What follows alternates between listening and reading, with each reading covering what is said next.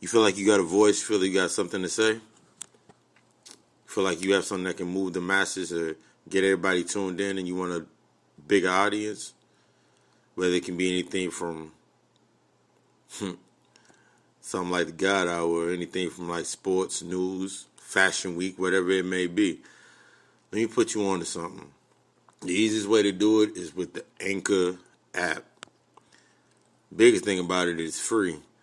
There's creation tools that allow you to record and edit your podcast right from your phone or your computer. Anchor will even do all of the distribution for your podcast for you so it can be heard on many other platforms such as Spotify, Apple Podcasts, and many more. You can make money. You also can make money from your podcast with a minimum listenership. It's everything you need to make a podcast all in one place. It's everything you need to get your voice heard and get what you feel that's in your heart and enter to your heart out to the masses. If you're interested, download the free Anchor app or go to Anchor FM to get started.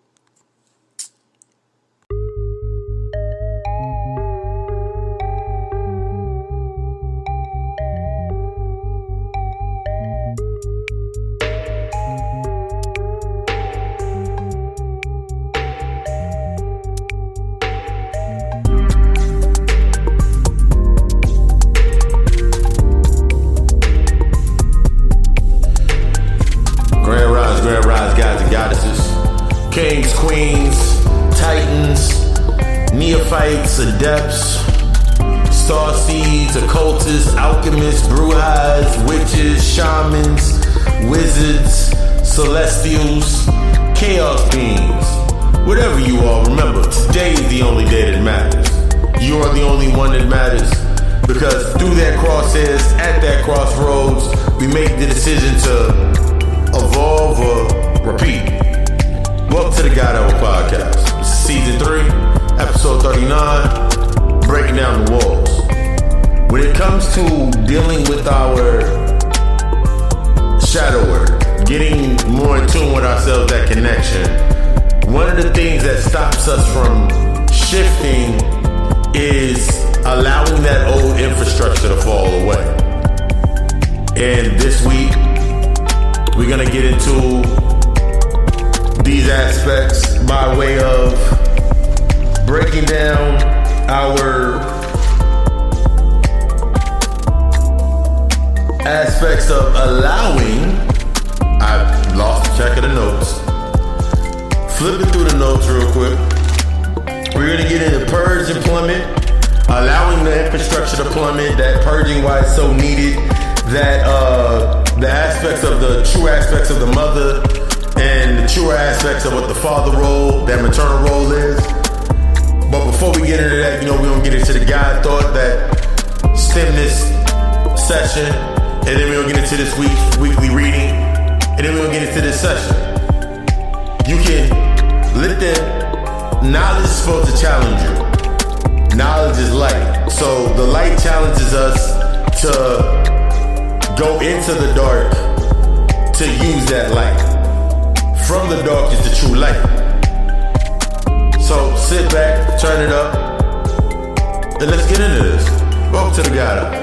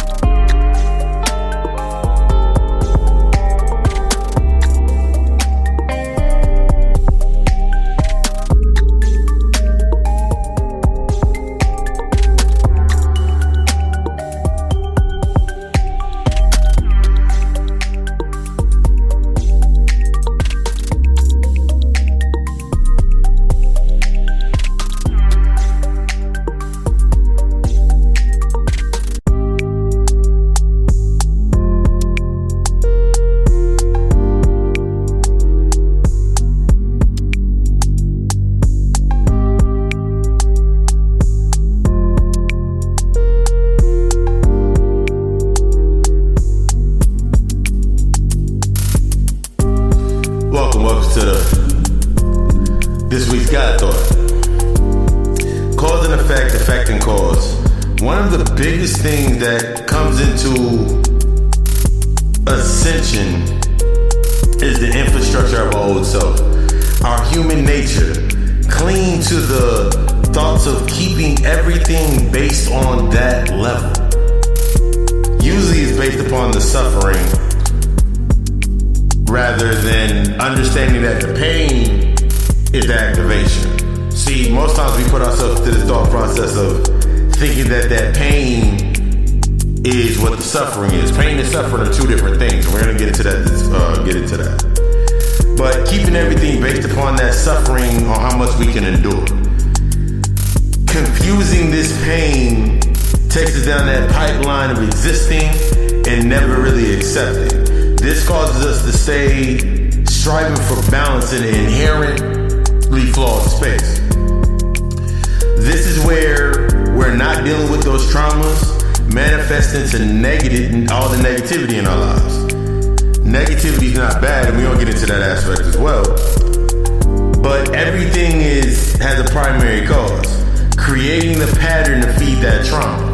So when we think about things being negative in this aspect, we don't go to the original cause of we don't accept the original cause of the conduit of making us think in that pattern or react in that pattern. Usually we're doing everything based upon reaction. This is in that mindset of the fear of being alone. And the key to breaking down the walls is understanding the importance of the solitude. A lot of times we get into this space, we get into this mind frame before we get into that reading. And we don't know what to do after we've done it. We don't set the boundaries. We don't because we haven't found the original cause. And until we find the cause, that original cornerstone, we can't remove it and implement the healing process. This week, this is what we'll be getting into. That very infrastructure and allowing it to break down. Our past must come down for the healing and for us to rise. Welcome to the God Hour. Stay tuned for the Papa Lucy's weekly reading. Smooth that out right there. Ashe.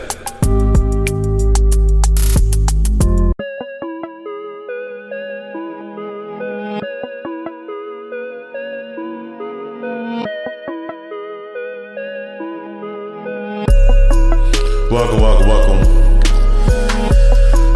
Papa Lucy, we gotta give you that weekly reading. You know we gotta do that. Let's get these cards shuffled up. This is gonna be a breaking down the wall spread that I created up, that Spirit hit me with. Because that's gonna be the main keys. Breaking down those walls from that victim mentality and rising to our higher self.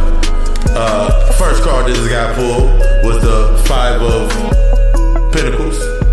Second card that got pulled was the Four of Cups. The third card was the Queen of Wands. Love the Queen of Wands. The fourth card is the Seven of Wands. So we got a lot of decisions we gotta make. And that last card is the Ten of Swords. We know the Ten of Swords is the representations of the aspects of painful losses and endings. And we understand those endings are the endings based on humanity. Let's get into this reading real quick, shall we? Shall we get into this reading? The Five of Pentacles, we understand that is the aspect of financial loss. When we think about financial loss, we're thinking about our energy and where it's not charging. Poverty, that lack mindset, that isolation, and that work. The Five of Pentacles represents that some of you have been going through it some pretty fucking hard times. Your works, your feelings, of security, you feel very, very vulnerable right now because it all seems to be coming down all at once. That's that infrastructure. You need that shit to fall down. A major ego death since your entirety depended on those aspects to see you through. This is temporary. With Mercury coming out of retrograde, this is a time meant to humble and to be a time of learning and self-reflection. The Five of Pentacles also represents the aspects of that lack mindset. During this time, it's going to be much needed isolation. And when I say isolation, I'm not meaning away from life in general. I'm talking about away from the things that no longer serve you any purpose. That's the most important part. If you need to take that vacation, you need to take them days off, you need them days to yourself, take these days to yourself. That's what I'm prescribing on that. You can see where you seem to sabotage the ability to create an abundance. A lot of us have that nocebo effect that I've talked about in previous lectures, to sabotage the ability of creating our abundance because we're only focusing on the things we lack. All you see is what's going wrong. This energy shift will be forcing you to focus on what you do have. This will combat that feeling, that creating the conduits in your life that make the fear of not having enough, of losing something. So when you're thinking about the aspects of people that are in your life right now, who in your life is a representation of you losing something? And remember, this week we're getting into the aspects of versus suffering versus pain. Pain is a needed aspect in order to break down for you to build up. Suffering is something that you try to keep doing as long as you can keep everything that you're getting. So a lot of us are suffering trying to keep the external aspect in place, and then we're taking that victim mentality, not knowing the original cause. But we're going to get into that. Remember, seeking you shall find. Thinking in that pattern will subsequently cause the outcomes to feed that thought. Remember we always talk about the thought forms. This goes into the aspects of the Four Cups. The Four Cups symbolizes the need for meditation on new opportunities to flow to you. The Five of Pentacles represents the energy of what was filling up in those multiple cups that are now overflowing. You will now need to use discernment to decide what is important to you and not being afraid to stand by the decline of the things that no longer align with you. This is a time of turning that attention and your energy internally to allow new opportunities to realign at this phase of your life. This requires a firm standing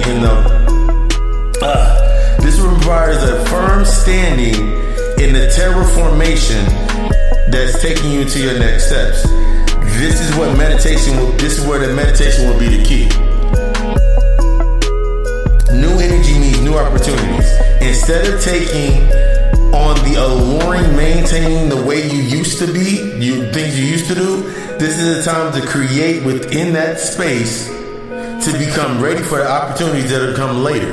And since you're meditating and you're allowing those things to come to you and allowing these things to come up, it's going to allow you to have a greater possibility of success. You want the success, you got to have to do that work. Going inward will help you learn how to check your emotional balances and your spiritual compass before saying yes. This is one thing we get into. We have this guilt complex based on our emotional imbalance and things that are going to start tearing away from our spiritual encompassing. We tend to say, I'm going to say yes just to get it over with. No. This is also going to be aiding in the recent dissatisfaction with your life. It's time for a reevaluation of understanding why you do what you do, allowing the deeper meaning to surface. Shifting from the attachment and reconnecting to the greater sense of purpose and direction. Switching off from the external distractions of others' lives and stories and get in tune with you. It's time to stop listening to everybody else's problems because all they're doing is feeding the thought processes of what you are going to lose. That's one of those big things.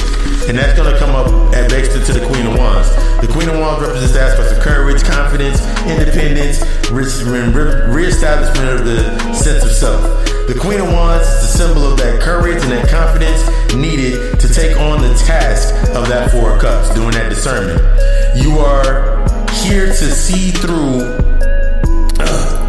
You are here to see through your creative visions in your life purpose, even in the face of the adversity and the challenge. You're going to be able to see your life's purpose and your creative visions coming to light. This is very good for the people that are the creators that are in the world right now. Creators. This is that chaos is creation. You have become highly self-active are finding out how to best use the strengths and your weaknesses to achieve your goals. This is because the Queen of Wands encourages you to get to know your shadow self. Remember, I was talking about that shadow work. The lesser known and sometimes the darker side of who you are. This will further help you establish the connection to a true relationship with yourself. In reflection, remember, you're the only one that matters. This will help you step out of that comfort zone to better create a network of more like-minded individuals on your higher aspects on the path to yourself. Embrace that shift. Embrace your truth. This goes into the aspects of the Seven of Wands, where you're going to see those challenges, you're going to feel that competition, you're going to feel the need to try to protect things, and you're based on your perseverance. The Seven of Wands represents the aspects of the challenges that you're going to be moving forward into. You have worked very hard to get where you're at and where you are going. This will increase the haters, the trolls, all the things that no longer serve your purpose. They're going to keep trying to pull you down into that space so they can feed. This is where you're going to start seeing that more. This is going to help you in cutting away from the external pressures that were weighing you down. A lot of the things that we hold on to based on that survival mindset, because a lot of us were raised on survival and not love. Based on that survival aspect, now that you're coming into the aspect of love, you're noticing that you got to work less because you know more. The more you know, the less you're gonna have to work. Think about it just like when they talk about school and shit. You have been exhausted and ready to give up. This is one of those keys when I tell people when I'm coaching people, you've been wanting to give up for a little bit of time, but that's not you. That's your identity or that ego fighting to stay relevant in this moving forward. That's going to be one of those major keys when we're moving forward, is understanding that the things that no longer serve us a purpose, they're going to try to clinch on to those aspects or those shadows. That's how they used to live. Now that you've shed the light onto these shadows in your life, you're starting to see things for what they really are. You're starting to see the codependency. You're starting to see the lack of boundaries that are being built. And that leads us to the aspects of the Ten of Swords. The Ten of Swords, this is going to bring a lot of painful endings. It's going to expose a lot of deep wounds. And it's going to show a lot of loss. The Ten of Swords is the aspects of that painful yet inevitable ending. That victim mentality is represented in the Five of Pentacles. Most of us are stuck in that mindset of we were a victim, so we're living as a victim. Don't even realize we're living as a victim. That's what represented in the Five of Pentacles. You cannot change the actions of another person, but you can change how you respond. In this way, the Ten of Swords is about letting go where you once hid, letting go from where you once hid, and accepting your current circumstances. You no longer resist the change, but you allow it to happen so you can invest in the elevation and the renewing and that connection of your inner self. That is going to be your major key when you're coming into yourself. As I'm looking through at the cards and we did that whole reading, that's what you're going to be coming into. A lot of us are coming into this Mercury retrograde, and we have this sense of fear that we're coming into these retrogrades, we're coming into this new space, and we want to revert. That's what I talked about when we were talking about reverting. We want to stay in that black box. We want to keep the things in that black box and not address them. We want to put ourselves in that state of cutting away instead of truly detoxing. Until you go to that detox and those hunger pains, you can't break that wall down. If it resonates with you, allow it to take you forward, allow it to make you rise. This has been your weekly reading with Papa Lucifer. Stay tuned for another powerful session. Welcome to the God Hour Podcast.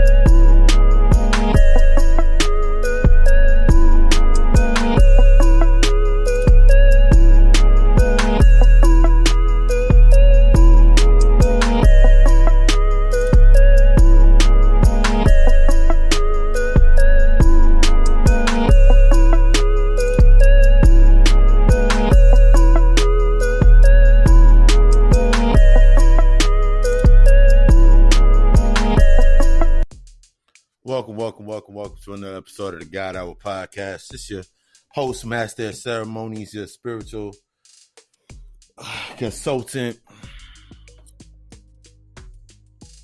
Papa Lucifer.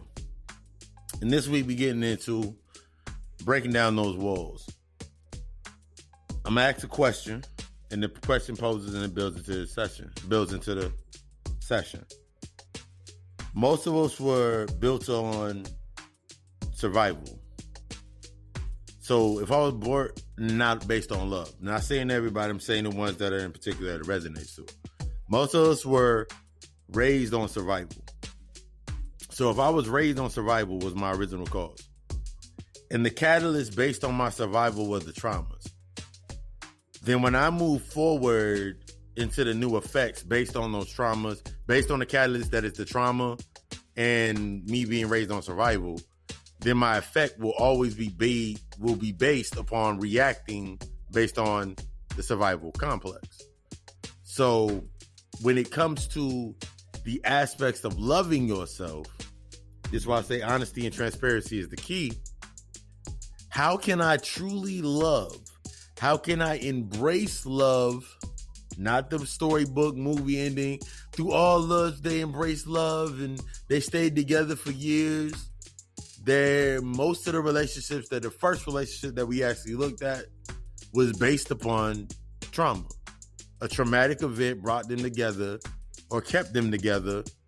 And that's what it came through. When I think about this, before we get into this excerpt, when I think about this, I think about the state of baby fathers, baby mothers, side chicks, side dudes, sides, all that shit, that human shit. And then I go back into the aspect of your grandpappy, your great-great-grandfather probably had 3 or 4 side chicks. He had Lucille, Bernadette, and Beulah. Your great-great-grandmother had 4 or 5 side dudes. She had Earl, Pete, and Buck. And I'm saying these things in the aspect of, until we understand the original cause, how can we then address the effects of that cause? This is where we go into the aspects of our infrastructure and what it was built upon, and the need for it to plummet in order for us to purge. Suffering has become the narrative for most individuals. Suffering. We're building ourselves off of suffering based on those traumatic events, and we have now built an entire identity based off suffering. We think suffering is the aspect. We think suffering is pain. No. Pain is a needed aspect that's positive or negative. Similar to if I go to the gym, I know I have to go through an immense amount of pain, damn near putting myself into this state of killing myself in order to break myself down to build myself up. So there is a cause, the pain, there's a cause, meaning to break myself down. And through that pain, I build myself up. What most of us do is based upon suffering. The constant hoping to maintain what the attachments in our lives are. We keep things in our lives based on that narrative. So when you're thinking about your infrastructure falling apart, it's constantly resetting itself based on this thought process. Your infrastructure is constantly resetting itself based off of those negatives that are in your life. The things that you were supposed to look at, that becomes that pattern that you're supposed to be looking at. That's why it keeps repeating itself. That's why you keep having those relationships with friends that last a couple of years, but then as soon as you get on or you get better, they start to say that you changed. Or you have those family members that their personalities are stuck within the wounds of those same traumas, and now you're not related to them anymore, but they want to keep you into a relation by saying things like, don't forget where you came from, boy. Don't forget where you came from, girl. You came from the same shit we came from. Here's the difference. You used that pain and you took yourself out of it. Now it's time to allow that infrastructure to fully fall away so that pain can fully be used on the extent that it's supposed to be used in. Because right now you use it as suffering. You try to stay back and forth in your day-to-day, keeping yourself in those negative resets. Remember, all the negatives is used to reset something. So if something's going if something like, I use this for an example. If I'm sitting here right now, I'm sitting right here, we recording the podcast. There was so many things that I had to overcome in the negatives that are now, there were so many things that I overcome that were once positive for me, that in order for me to come to this space, they had to fall. Those infrastructures that I was surviving upon had to fall for me to come into a true aspect of balance and the self-awareness that I'm in now, that enlightenment level that I'm in now. But I had to allow those things to fall. Those things for me were my job. Those things were for me were aspects of dealing with my family. Those things were dealing with old friends that are now associates. Basically, the friends that are now I'm just simply related to. I was forcing myself to stay within these spaces based upon the suffering. I felt as long as I was in that space, something could be owed to me. Something could be given to me within that space. I could stay in there. Think about it like this. You fight to keep that job. You fought to keep that relationship going. You do everything in the scope of what is your ego to create a space to reflect what you think is love and the dreams of that love. Here's the thing. What was the first example of the dream that you now carry on? The clinging on to that hope factor. That hope factor is one of the main things that got to be purged out of your system. The hope factor allows you to stay in a constant state of suffering because now you feel as long as I'm in this position, I'm getting something. And that is like the kill-all, that hope factor. That's the reason that shorty that keep getting hit over the head by the chick or the dude that she with, because she's getting the bills paid or she has a car, she can go shopping, she ain't got to work. She's willing to endure that suffering to never really change how she's approaching and going into her life. That's you sitting at your job, knowing your job is full of things or full of actual things that are supposed to be taking you out of that space, but you staying in that job to suffer for a paycheck, because job literally means persecution in Hebrew. Hebrew is a dialect of a language. It ain't a people, by the way. I just felt like the spirit just told me to say that. But you stay in these aspects. You stay in a relationship for up to years, suffering because of one or two positive aspects that come up in that one or two actual positive aspects that are actually mundane, because that's what's supposed to be done. But once again, what was your original view or what you saw in terms of a relationship? What was the original thing that you saw that was in a relationship? What was the original thing that you saw based on a job being held? School, whatever it may be. This is what separates the people that are willing to step out and create,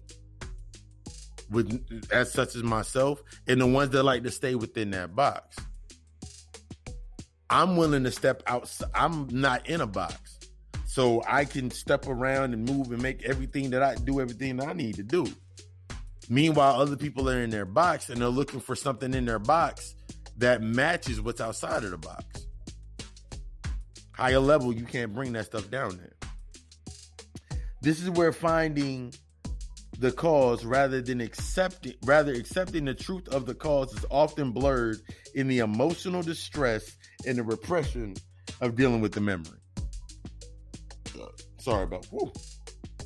This is where we start looking at these aspects in our life and we're like, why is this so dominant in my life? Why do I keep going back to this factor? Why do I keep dealing? Why do I not deal with the thing that I need to deal with? Why do I keep searching? Why even when I'm in a space that is of love, I'm longing for something? I need something else in this space. Why isn't the love that I'm receiving not enough? It's because your values are fucked up. Because this is the reality about what love, based on the aspects of the pain and growing. versus the suffering and staying within the survival. Notice I didn't say love within survival. Love is not surviving. Love is that aspect of enduring the challenges to grow. I love what I do. I love waking up every single day, going to the gym, busting myself down, sweat dripping, out of breath, controlling my heart rate. I love all of that shit because I know that through that pain, I'm going to build my discipline. Suffering doesn't give you any discipline. Suffering is based on addiction. Suffering gets you into this aspect of keeping yourself into the state of repression, so you ain't got to deal with the underlying cause. One thing that I always give people is, if you can't stop doing something for 72 hours, if you cannot stop doing something for 72 hours, the underlining urge or the underlining why to that is what you have to seek. And the only way that you're going to be able to seek it is to go through the pain of going without whatever addiction that you have appropriated in that space. You have to go without it for 72 hours. You got to at least go without it for 72 hours. That's nothing really. Good 72 hours is good for a lot of people.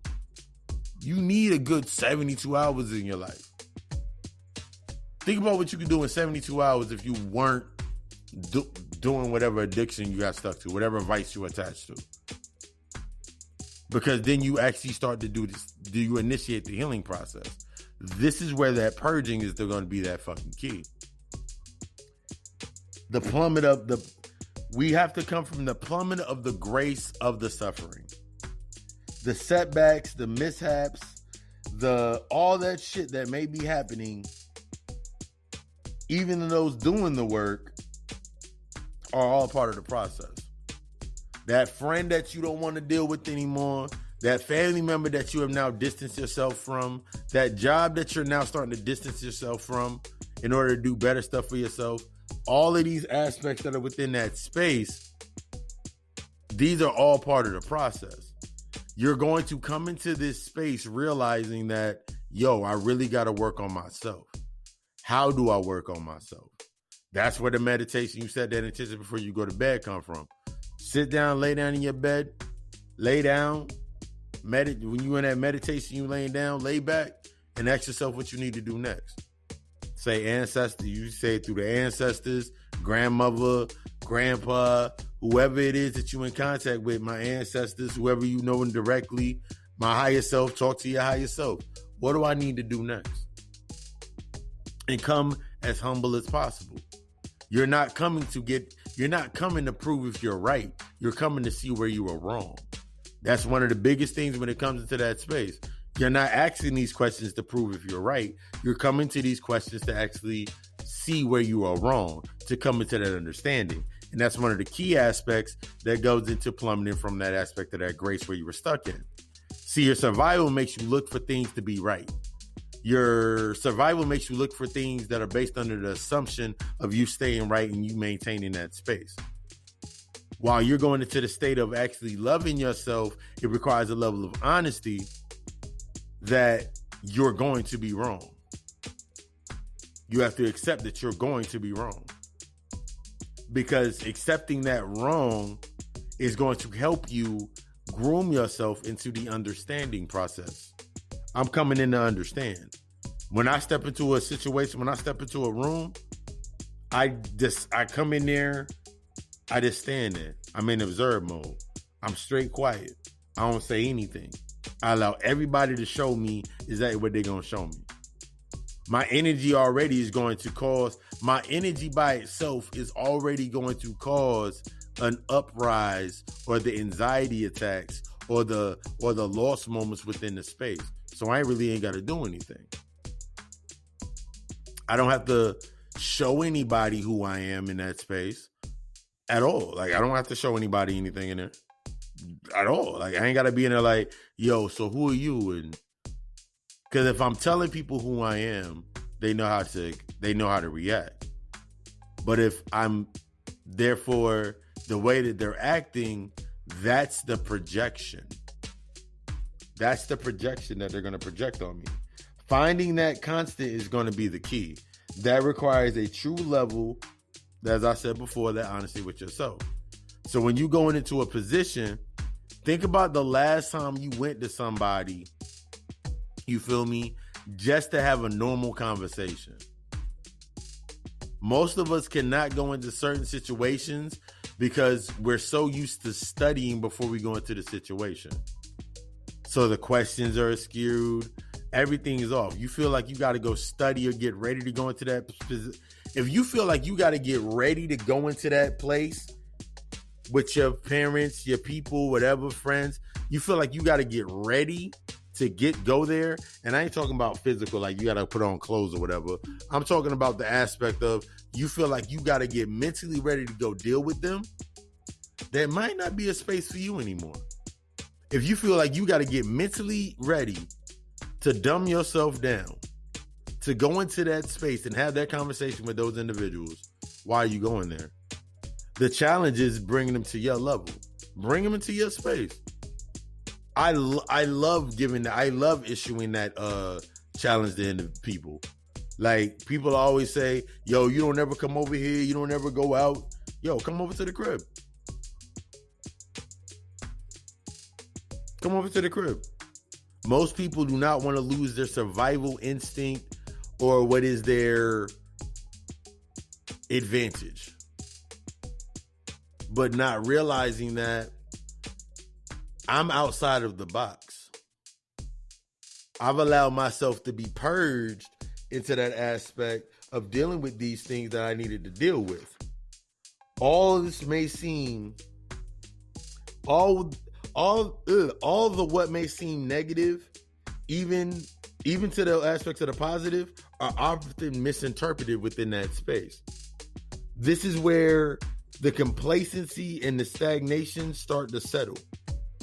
You ever gone somewhere and they're always talking about the same shit? Like, they're literally talking about every Monday through Friday or Saturday through Sunday, since we're talking about dates in this aspect, they're talking about the same exact things every single week.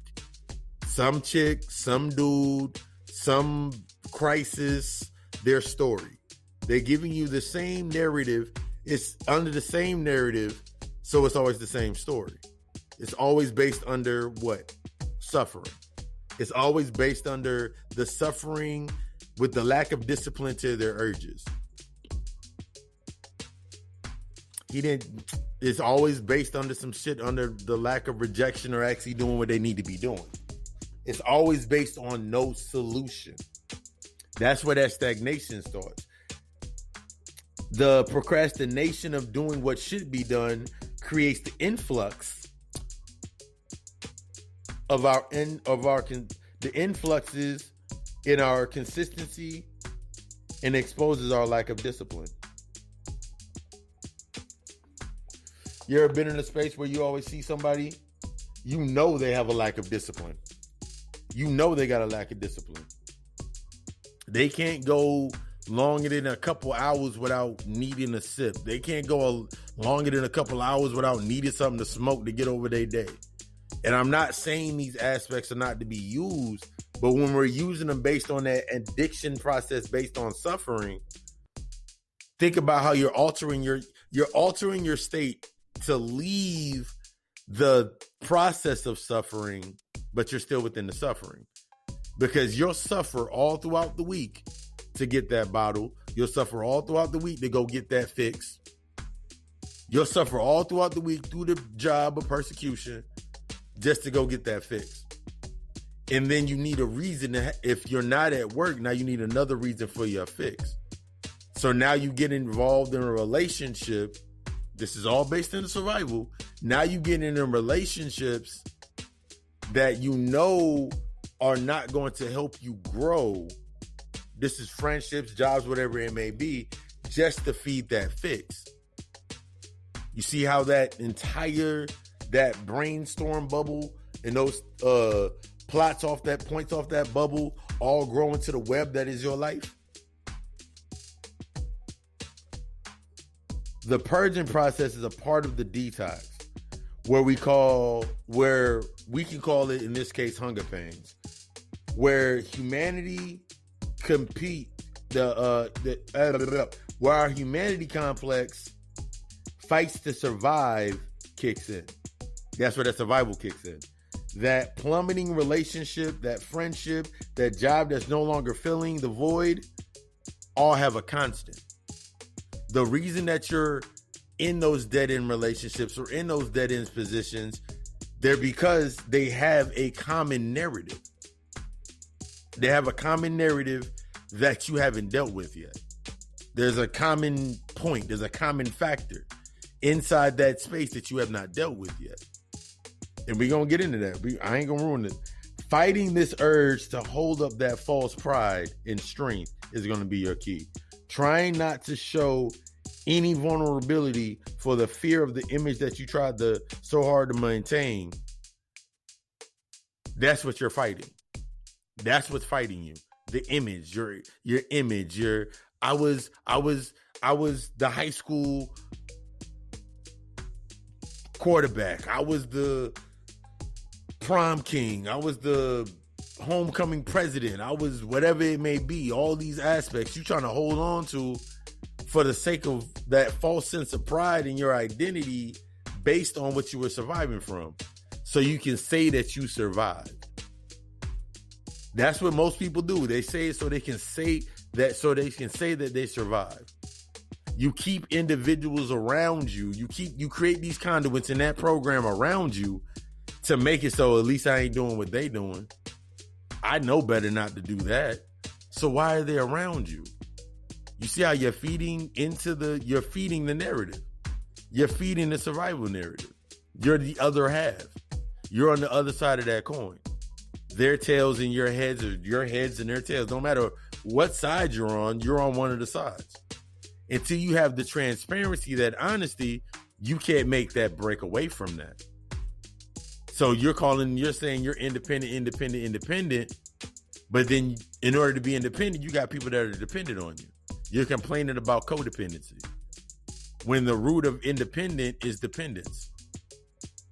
So you need somebody to be dependent on your survival in order so you can survive in your independence. You see how it's not really love. So you think about most of your relationships, a lot of us got frenemies. A lot of us got family. Not really family, but they supported a certain aspect, or we can get something from them for the lack of us doing it for ourselves.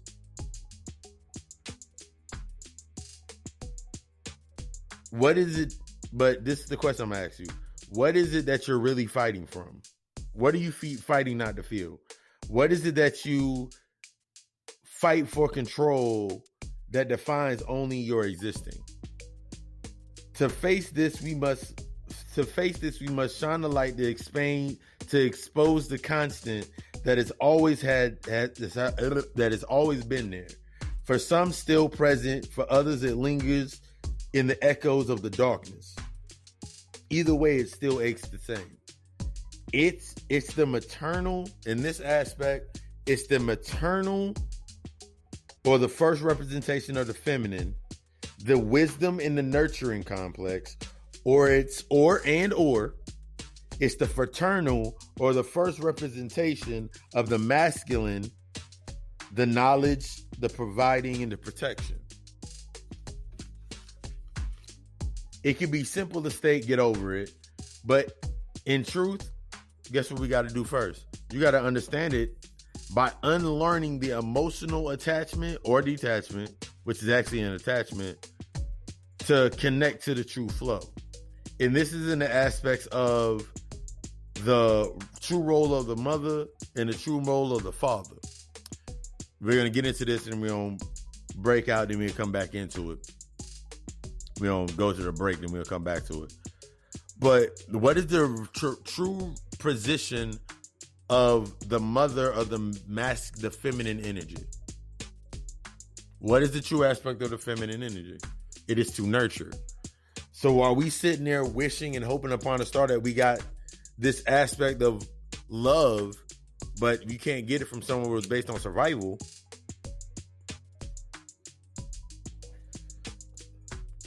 I think about I'm going to use this example, then we're going to go into the break. I think about my mother.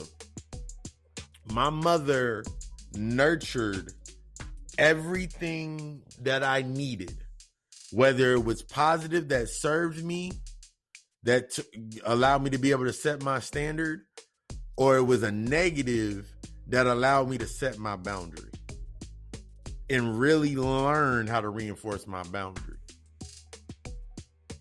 There's things that my mother did that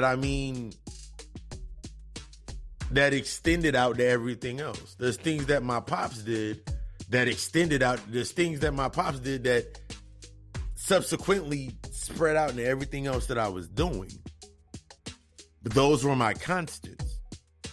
So until I got to that space in understanding, asking those questions, seeing the response, it is not based on trying to be right. Because when you go into a space, you're trying to be right, and you ask, I remember asking my pops a question about the relationship with his mother. And he broke down. And I remember we were sitting out there, and after a while, he broke down, and he told me like he never had a relationship with his mother. So he never had a relationship with his mother. The maternal figure in his life was basically using him as a income source because his pops was sending the checks and he was old enough to cash them. She was supposed to be signing. She was supposed to be holding them for him, but she was using his money, having him sign the back of the check. He didn't know better because he was searching for that aspect of love. He thought that's what love was. And then that ultimately grew into what he became. So he stood into what he did learn was based on survival. So when I call my pops that's religious, that super Christian aspect, and him standing by that, it's based on survival. Because without that suffering, he can't say he survived something and came to a certain point. The same aspect that with my mother, if she doesn't look at the aspects of what she suffered through, it's how she's surviving now. Without either one of those pieces, who would she be? This is where we start looking at the aspects of that identity. So when we start looking at what's being nurtured in that space, this is the things that we start to look at. You're not looking for the answer to prove yourself right. My mom was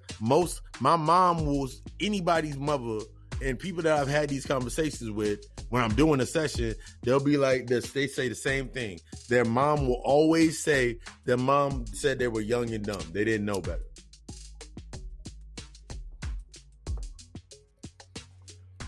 And if you accept that answer and build your standard on it, then you're going to use that same answer.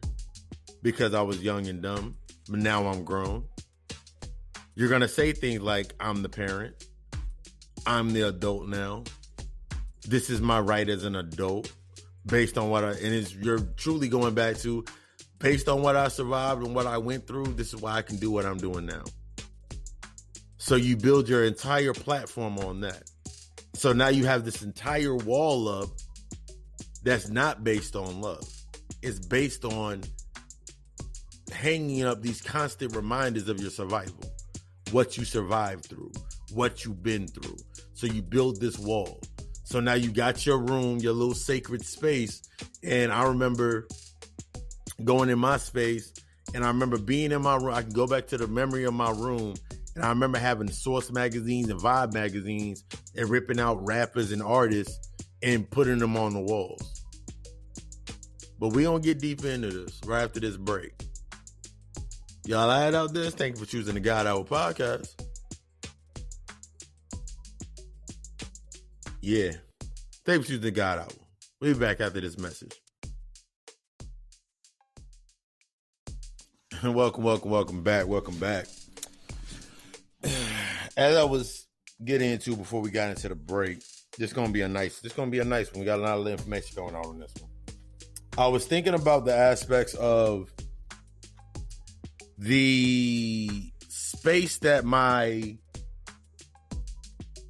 mother and my mom and my pop's relationship was built on. My mom and pop's relationship was built on the aspect of survival, changing. My pops wanted to change his ways from being the, I guess you could say, the playboy.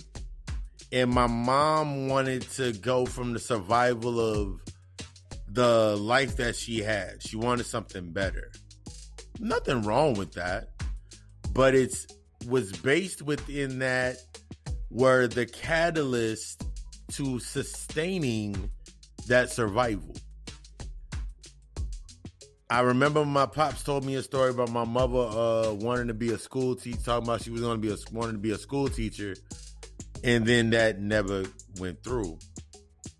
I remember my pops holding this aspect of resentment in for a long period of time until it boiled out, and then my pops is like 70 now.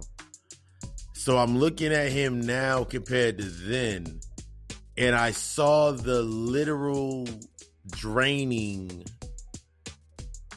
of his energy to a point of no longer surviving.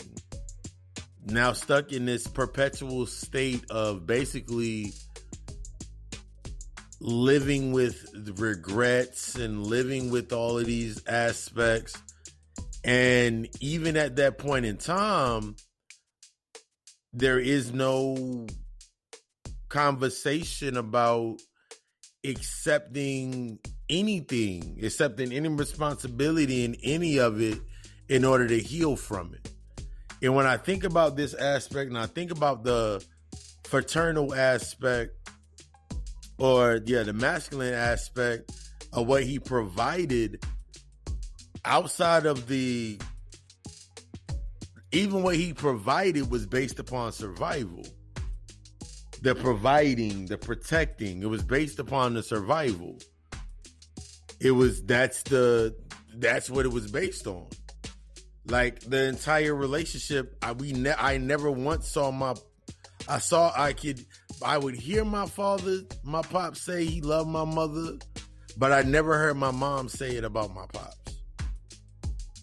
So when I look at this in aspect of shadow work, I'm like, my mother's supposed to be nurturing. So my pops saying that the aspect of what love was based on that program or that paradigm of survival based on suffering.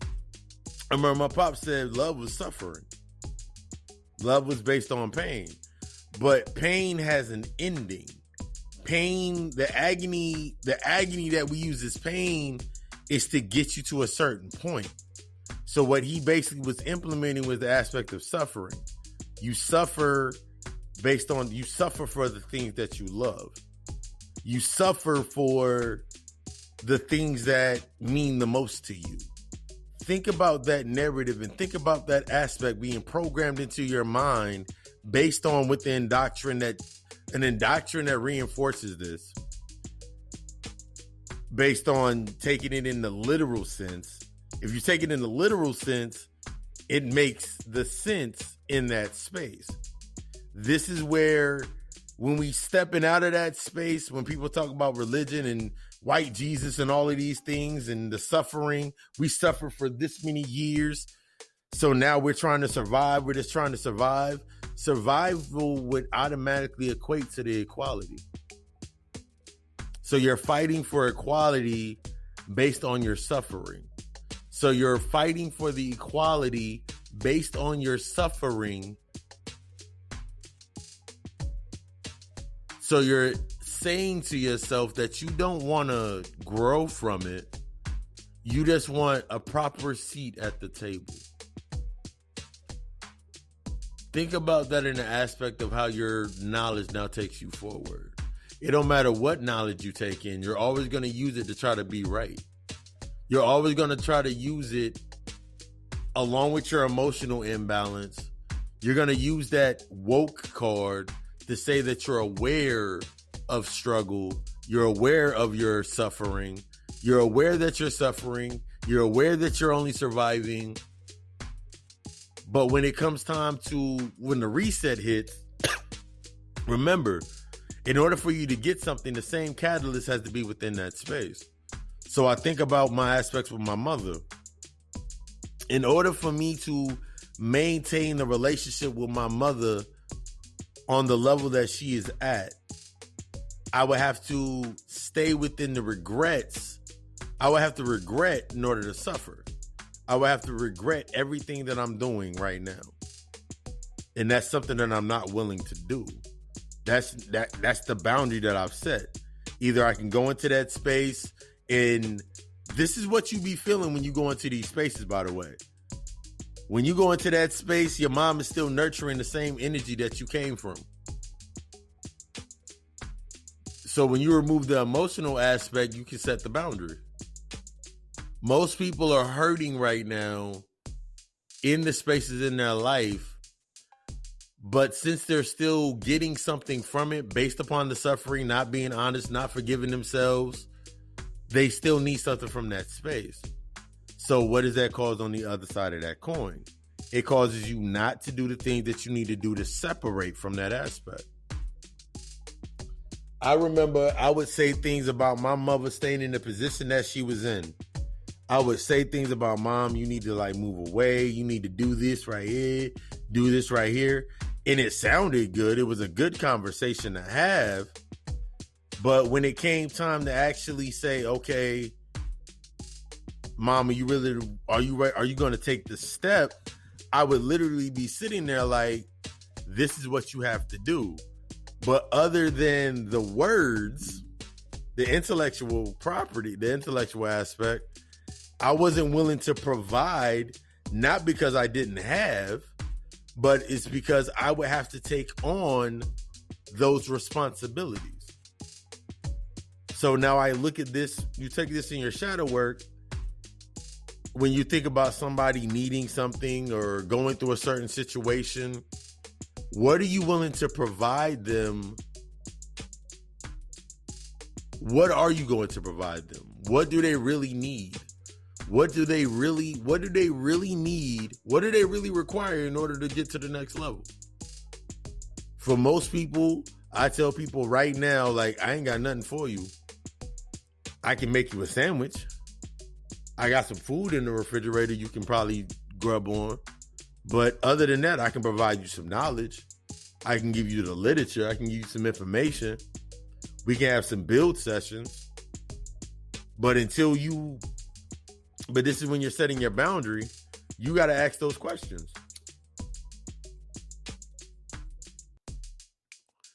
The questions that I learned how to answer, the questions that I learned how to ask were from the things that my mother never asked. The questions that I learned to ask, not to get an answer from to prove myself right. I remember my pops always asking questions only to prove something right. So if my father didn't have the answer, he wouldn't ask the question. But this gives you the sense of assumption.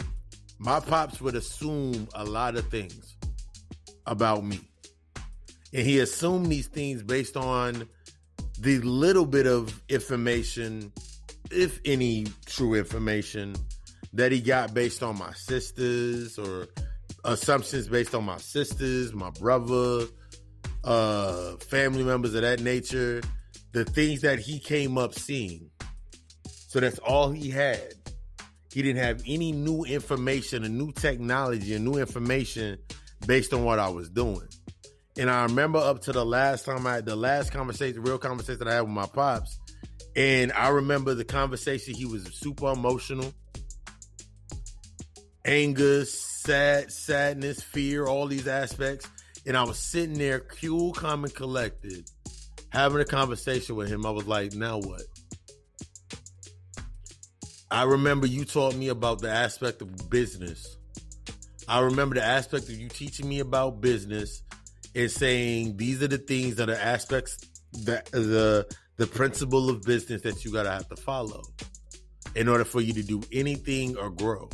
And I remember reciting these things to him and giving him the examples of how I was moving forward and doing those things.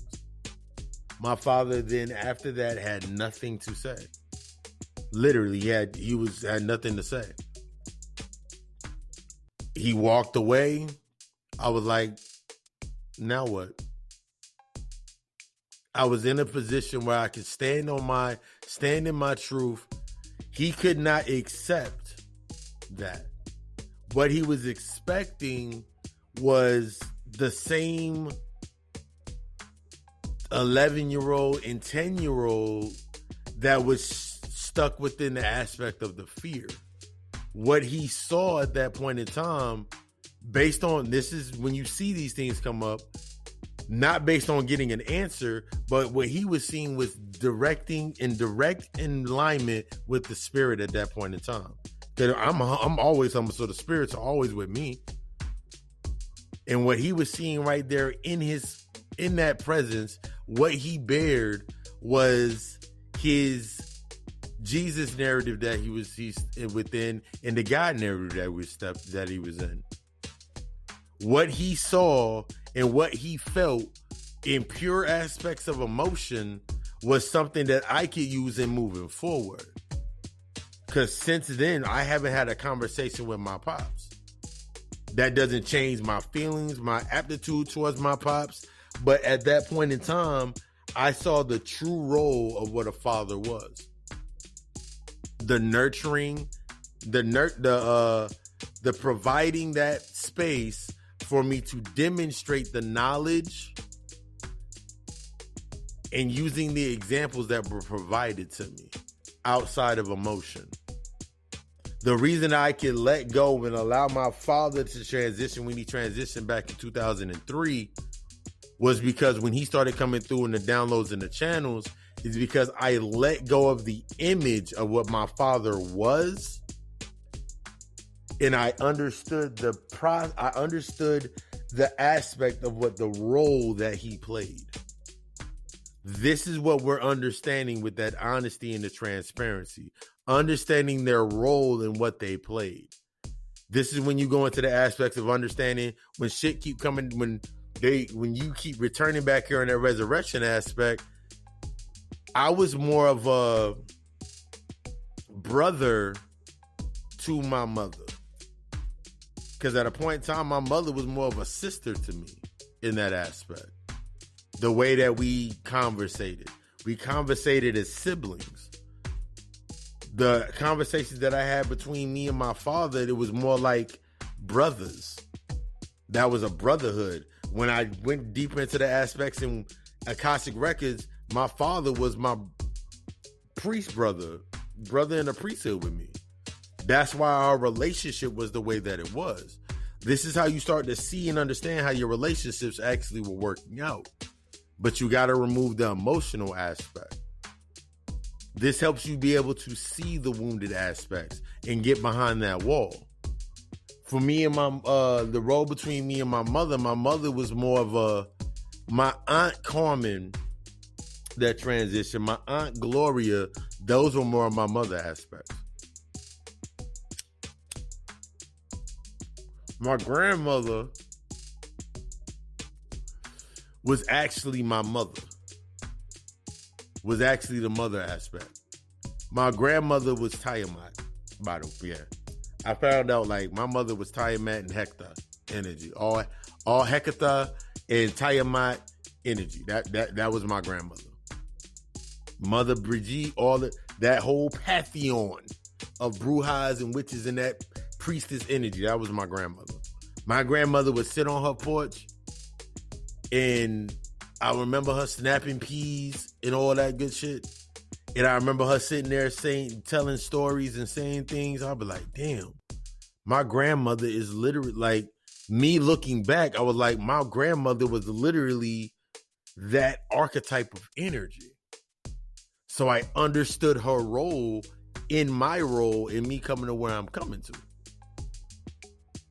This is how you start seeing these things. Some of y'all mothers out there was actually y'all sisters in past lives.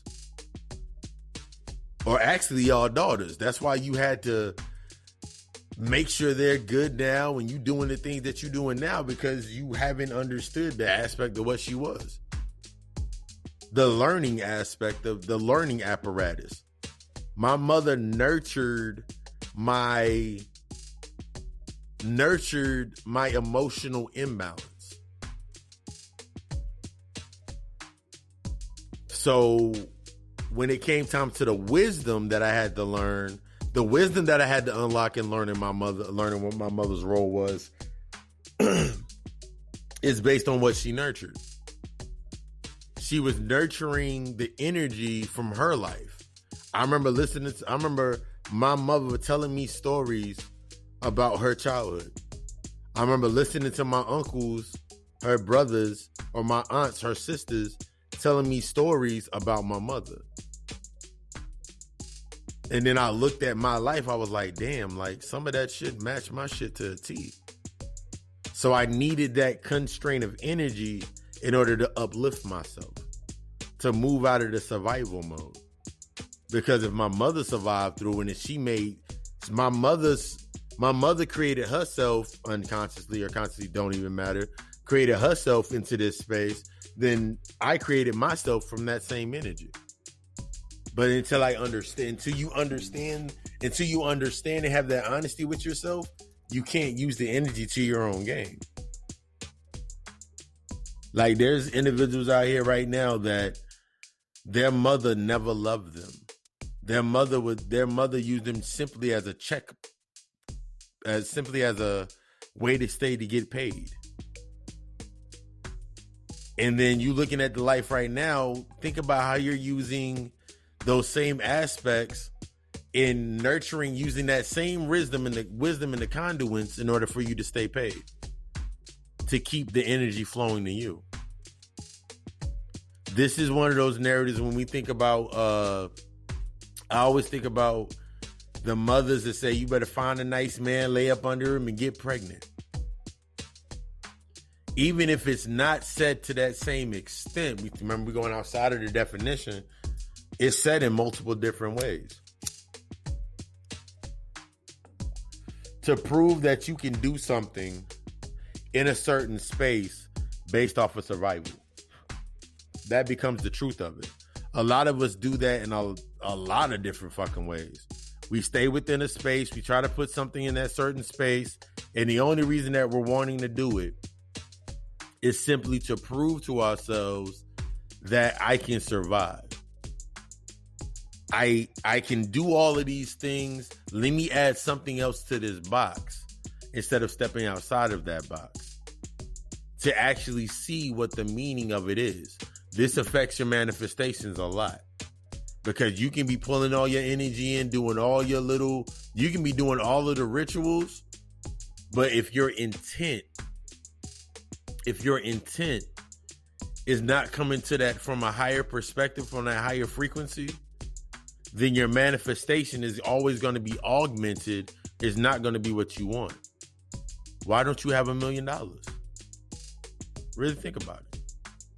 Why don't you have $1 million? Why are you clinging to the career or the job that's not fulfilling you? Why are you in a relationship that's not fulfilling you? It's simply giving you a reason to survive. Most of us weren't raised on love. We were raised on survival. I was raised on both. My father raised me in New York and in the underworld based on love. Where in a 2-parent household with 4 kids, we were all raised in the aspect of fear and survival. So I always wondered when I was in that position, when I would come down, or I was coming back through. Now I always wonder when I became an adult and I would go to my mother's house, my energy would be off. And this is before I even had any inkling of awakening or any inkling of my being aware of my consciousness. I would always wonder why my energy would be off. And then I look at what I do now based on my disciplines, based on how I set myself up. I'm never tired. I'm hardly ever tired. Physically, I can be a little bit sleepy, but I'm never tired. I'm always engaged. Now I'm consistently engaged in purity. It's not engagement. My old consistency was based on survival. So when you think about this, when you're old, when your consistency is based on survival, that survival concept, the moment that you reach a plateau or a cruising altitude, your consistency is off. Because consistency and discipline are two different aspects. Consistency is not needed for discipline, but discipline is needed for consistency. Because you can consistently fuck up. You can consistently be in a state of always fucking up and not doing what you need to be doing. Consistently. And that's due to lack of discipline. But when you have discipline, and a true discipline to your true aspects of your higher self, your consistency goes through the roof. I literally can sit down and not be doing anything, literally take a whole day off. And if someone were to call me or text me and say, what am I doing? Even if I'm sitting here watching House, because House is my current show that I'm back on, watching House, I can literally tell them, like, I'm thinking about the ideas for the lecture I'm doing on Friday. I'm thinking about these new prints for the store I'm about to put out. I'm thinking about the new product. I'm getting the download for a product, new spiritual bath I want to put myself in, a new ritual I want to perform. I'm constantly doing something. But when you in that space of that survival and you stuck on the old nurturing pattern, when you stuck on the old knowledge pattern, all that knowledge that you could be giving out at that level could sound like bragging. So you expecting something to be nurtured, like, damn, good job. And all you getting is a damn, that's nice. Damn, if you weren't busy, I was going to come through and chill over with you. I ain't doing nothing. You see how that connection starts to get dissolved? You see how that detox starts to work?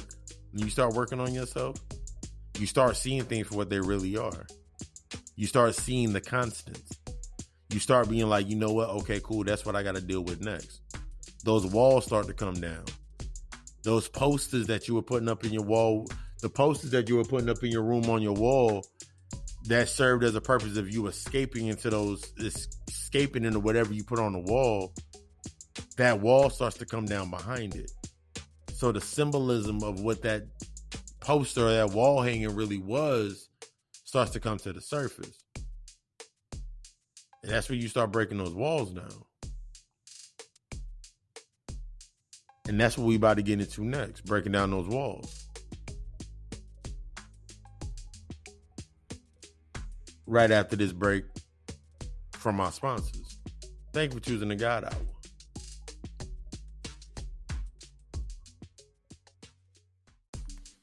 Yep. Welcome back. Behind those castle walls. That's what we're getting into in this next part of our segment, in our session. Now that we have the foundation, let's get into breaking down those walls. Remember, we just talked about the aspects of understanding the original role or the meaning behind the mother and the father archetype is to nurture and to provide the knowledge based on the survival. Now we're going back to that information that we use to parent how we go forward. That's the responsibility aspect. When we think about honor thy mother, thy father, and you think about something when they say the father will go against the son will go against the father, and the daughter will go against the mother in order to come into the aspects of to be with the woman. They're talking about the feminine energy of your spiritual aspect. Ain't got nothing to do with you leaving home to go get married to somebody. It's the aspect of understanding that you will transition, because that's the key. One of the things based in that survival narrative, before we get into this, is that space of Our parents were supposed to succeed the succession of our parents. That means the energy that parented you, and this is on multiple levels, the energy that parented you, you're supposed to use that information, that knowledge, that nurturing, that light, that wisdom, the wisdom from what you came from where you were nurtured. You're supposed to use that as your guidance going forward. The knowledge and the knowledge that you were provided based in that space, you're supposed to use that to build on the guidance that you were nurtured in. So when we talk about breaking down those castle walls, that was done based on survival. So now that you know that you can survive, what are you going to, now that you know the basis of how you can survive and what you survived through, the key to your shadow work is getting back in tune with that inner child and having that apology in that session of saying, that's why when you set the intention, the first intention when you want to get in touch with your inner child is, I apologize for the knowledge that I did not, I apologize for what we have been through. The knowledge that I have now is to open the doors for us to go forward. I'm taking over now. I want you to rest. You want to put your inner child to rest so it can actually start to grow. Now that it's in that state of rest, it ain't worried about, you're not connected to you're not attached to those things. Now you can start breaking those attachments. Because I remember for myself, as I said earlier, one of the reasons my wall was so hard to come down was I wasn't doing what I needed to do in my future sense. Even something as simple as, I'm lighting up my herbs, so don't make it, so I don't want to sound like I had a list. I remember never taking anything. I remember my sisters. I remember a story with my sisters. My sisters left 2 rooms in my mom's house trash. My mom always got a 3-bedroom little crib in order for the aspect of always having the space for somebody to come back. Nurturing coming back to the suffering. My sister left those rooms in shambles. I mean in shambles.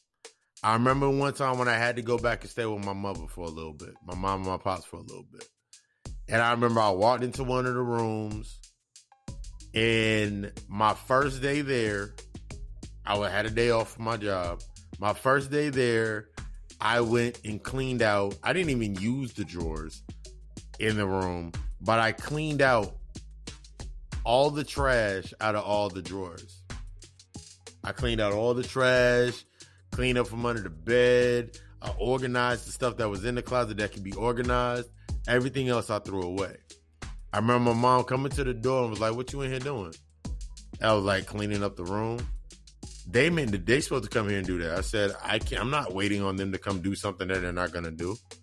Then my mom looked at me with this look on her face like she knew that was the answer. She wasn't expecting that answer. The answer, I could see my mom accepted that answer, but that wasn't the answer that she wanted.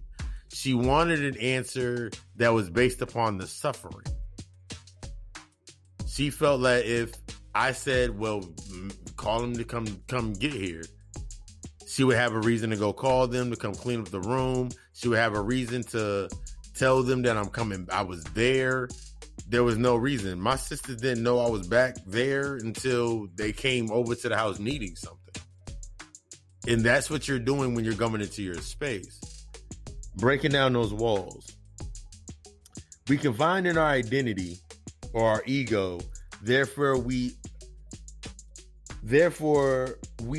need this. This is going to be, and this is that big bowl of acceptance.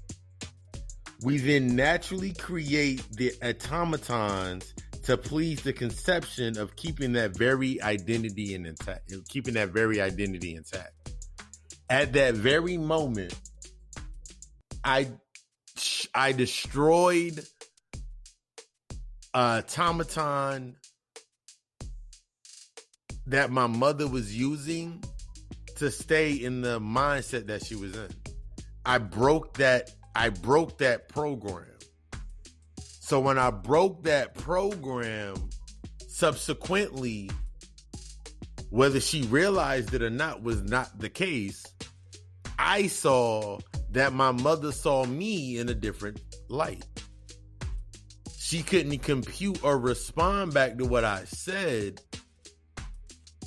All she could do is go back and connect to something that I did based on my growing up. I was always in the aspect of cleaning up things. She knew that I always liked to keep my space clean.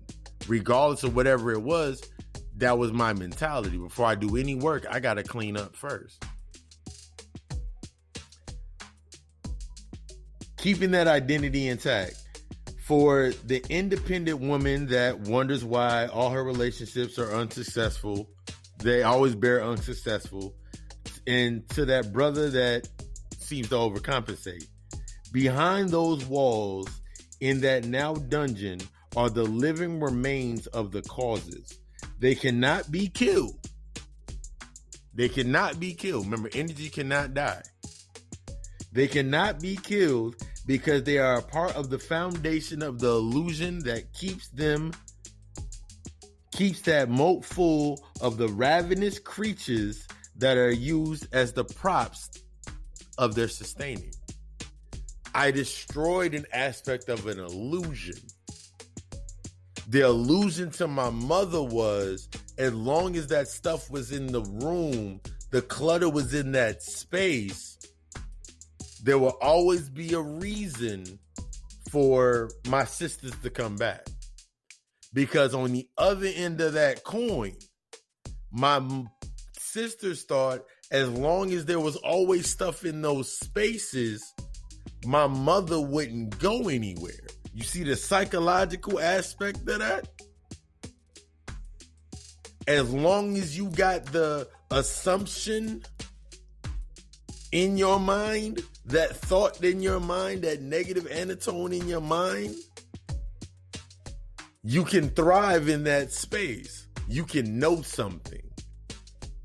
But all you're doing is truly regurgitating. This goes into people that have the aspect that they know they have a bunch of information that they can regurgitate at their whim. But when that information is challenged, they don't know how to accept it. This goes into the people that overcompensate. My pops overcompensated for most of his life. My pops always go-to was, when we were little, was to overcompensate for not dealing with the things that he needed to deal with or really dealing with it. He always overcompensated by saying, I'm going to leave. My pops was going to leave over, I can say, a good 150 times while I was little.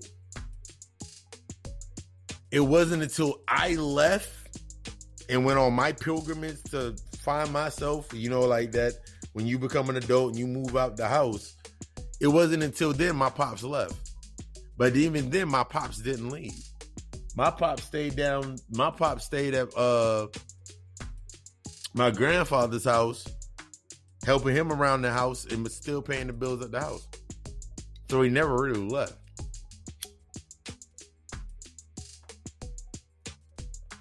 But he wanted to create the illusion that he left. You see, when you create an illusion, you create a false sense of control. You feel me? So in that mindset, what have you done in your life that you create this false sense of control?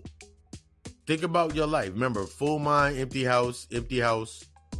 Full mind, empty house, full house, empty mind. So when you're looking at your space and everything that you put into your space, you put everything into your space based on your survival. So there's motherfuckers right now that got big screen TVs, got car notes, got all this shit. But that's all for them to sustain within the survival, man. I got to keep this job. I got to keep myself at a certain space, certain level. That way I don't overcompensate. You're literally in that alchemical sense, using more energy than you actually have. So you're always in debt on one side of that scale. So if I'm in debt spiritually with my knowledge and my gnosis and my health, healing myself, that means I can stay in imbalance on the other aspects of the trauma, because the trauma is naturally in an imbalance. The suffering within the trauma is the imbalance on one end. So on the other end of my healing, I never can get into my healing because there's things over here that I'm enjoying the suffering. You become a masochist. Most motherfuckers are masochists. So now you in that space doing that shit. You create those are those props that you put up. Whether it's that car or you got some nice props. You got some nice props in that mode. You got some nice props in that mode. Some lovely props in that mode. Sitting there in that nice little moat, in your nice little castle on your castle walls. You got some nice props. The TV you got hanging on your wall. The car you got sitting in the driveway. But you're not able to maintain any of these things because you have not done the original sustaining of maintaining. So you can't do anything so you find yourself addicted to doing the extra things that you can do based on survival and putting the other things on the back burner. This goes into that 12 by 12 mindset that I was talking about last week. A lot of us are in that 12 by 12 mentality. Still, the 12 by 12 mentality is based upon your aspects of your survival, but it's deeper than that. If you don't understand the original purposing of your mother and what she represented, then you didn't understand what your pops represented, then guess what you're not going to understand about that full cup? That cup that's ever flowing and filling over. The wounded feminine and the wounded masculine. That's what we're getting into now. The wounded masculine and the wounded feminine. So when you think about that cup, I've talked about the wounded masculine and the wounded feminine before. That survival prop that your mother was on, the survival prop that your pops was on, I can guarantee it was based upon the wounded feminine and the wounded masculine. So you just took that same aspect and you made that the level of what you're going through. So before we get into that, we're going to get into these aspects of the symptoms of a full cup. Your emotional capacity, your unmet emotional needs are at the bottom of that cup. The resentment and the hurt, the anger and the bitterness, the truth, the guilt, and the always the state of retaliation, the false guilt and the commendations of your false guilt. That means those are the vices that you brought into your life, or the addictions that you're allowing into your life to overcompensate, or a false sense of compensation. Your fears and your stress and your anxiety. All of these things will overflow those castle walls, and they come out in the senses of your sleep and appetite are in a constant disturbance. The loss of emotions like joy, love, and affection and romance. Remember, you've never felt it because you were basing your shit off survival. Your impatience and your quick temper, those become those physical side effects. Your depressed mood, your escaping to the work, your drugs, the infidelities, they got pornography, etc. The loss of energy and concentration. All of these aspects are in that overflowing cup. When I was talking about that 4 cups in the reading, that is what is in your cup? What do you keep pouring out of your cup? Is your cup running over with love, or is your cup running over with the aspects of the things that you haven't dealt with? Because this is the thing. You can't fill that cup with any love if that cup is naturally filled. If you can't fill that moat, that castle walls, you can't fill any of your space with true love and abundance. You can align to your abundance because you're still attached to aspects that make you mad. You're still attached to the aspects that keep you in a depressed state. Like there's a lot of, you can be in a constant state of feeling that you're always discouraged. You always feel like you're defeated. You always feel like you're hurt. Like shit's always setting you back. You could always feel like you can't trust anybody. There's individuals out here. Ask yourself, do you trust yourself? Ask yourself that question. Do you trust yourself?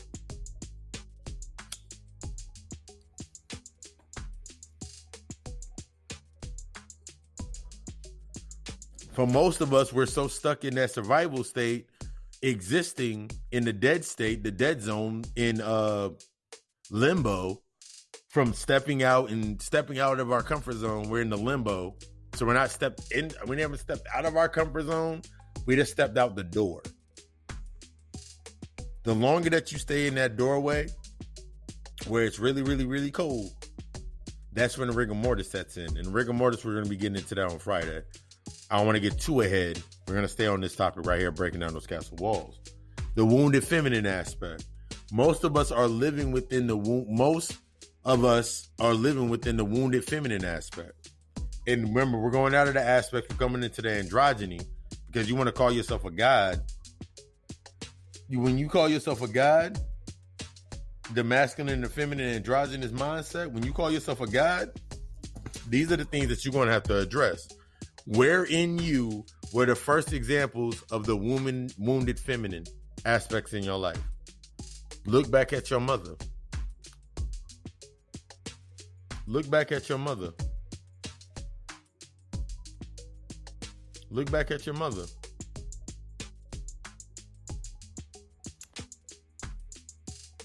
How was your mother? How did your mother act? Was your mother passive aggressive? I'm going to read, I got a list of the aspects of the wounded woman, the wounded feminine.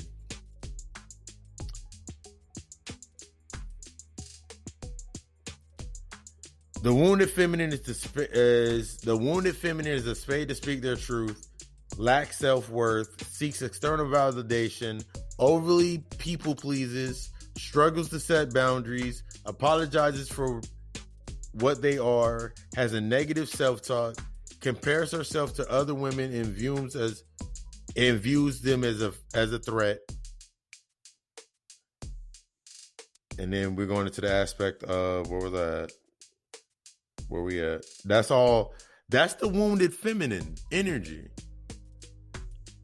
And when we think about the wounded feminine energy, we're thinking about what you're nurturing. So there's niggas, there's brothers out, there's guys out here that are in that aspect that I'm doing sessions with now. As a matter of fact, that you got to acknowledge that other half of yourself of where you've been wounded at. Where did you first see it? That's the only way that wall's gonna come down. Most of us are acting based on you didn't have love from your mother. So now you're acting out the wounded feminine aspects in the terms of what you're nurturing, how you nurture yourself, how you guide the guidance system of yourself. Your guidance system is out of whack because the aspects of how you're dealing with things, you're seeing things as threatening.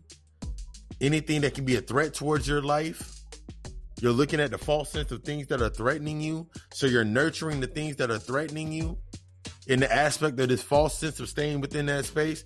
Yo, that's why I'm over. That's why I got this gun. That's why I keep myself the way I keep myself. So can't nobody take me down. Think about these aspects as you're moving forward.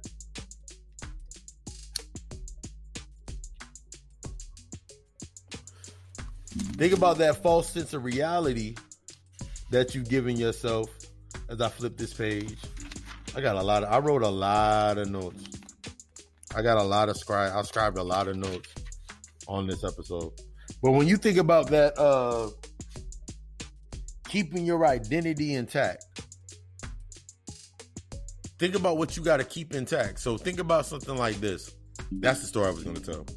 I remember telling my mother these things, and I was sending my mom money. I was giving my mom money anytime she asked for it.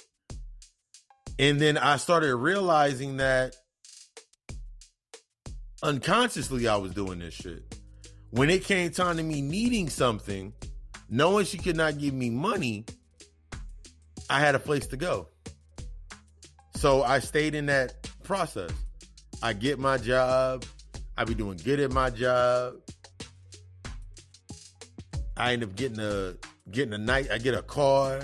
I get the crib. I get an apartment for a couple of year or so.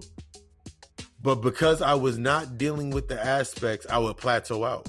My consistency was off like a motherfucker. I was efficient in my job. I was efficient in my work because I was escaping in my work. So I gave myself this excuse. I either can be good at my job or I can be good at my personal. And for those years of working at my jobs and the longevity, I excelled. What took most people a year to get to, I was doing in 6 months.